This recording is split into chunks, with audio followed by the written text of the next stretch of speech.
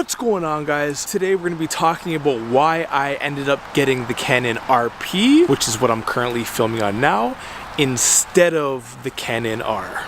So let's jump into it. So I've been getting asked a ton, why did I get the Canon RP instead of just getting the Canon R, especially as a vlogging camera? And the answer that I gave, they were like, really? But for me, I think the Canon RP is just a better overall camera for me personally and the needs that I want, because that's ultimately what a vlogging camera is. It's something that fits your specific needs. Like, yes, the 1DX is a beast of a camera and it's amazing, you know, like 120 frames a second. For someone that's just trying to film their day, it might not be the greatest option for them. I tried out the Canon R when it was new and I wasn't really a big fan of the touch bar or the mode selector little dial. I find it's very weird and awkward, and it's like you have to press the middle, then you have to like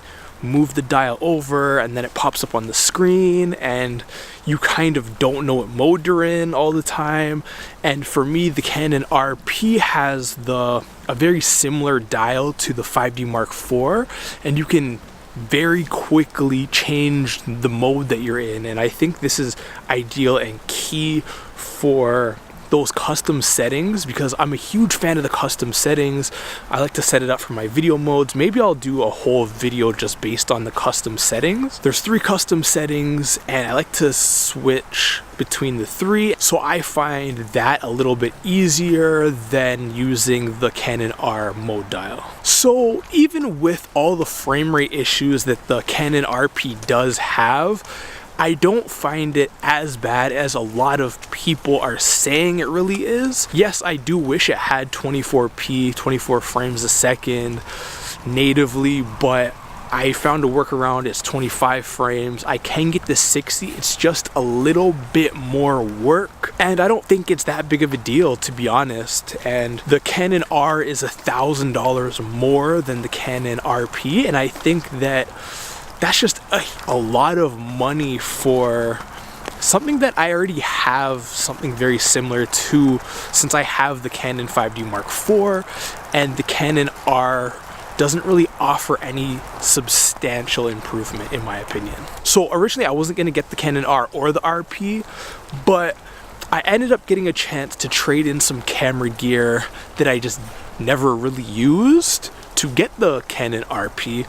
So I jumped at that. I was super excited. I was like, finally I can kind of get rid of the stuff that I already have that I'm not going to use, and have the opportunity to try out the newer Canon mirrorless RF mount cameras that are full frame. I was like, let me try this, and I kind of got super excited to see if this would be like a perfect vlogging camera and test out the EVF, and I'm not really a huge fan of that, but I wanted to try out the eye autofocus, and I honestly starting to fall in love with it. I really do like it. Recently, I found myself leaving the 5D Mark IV at home and using the Canon RP a lot more, especially for photos, because it's so small, light, compact. I just think it's ideal for those scenarios where you don't know if you're gonna shoot a lot, but you still wanna, you know, go out, have a good time. Those are my reasons why I got the Canon RP over the R.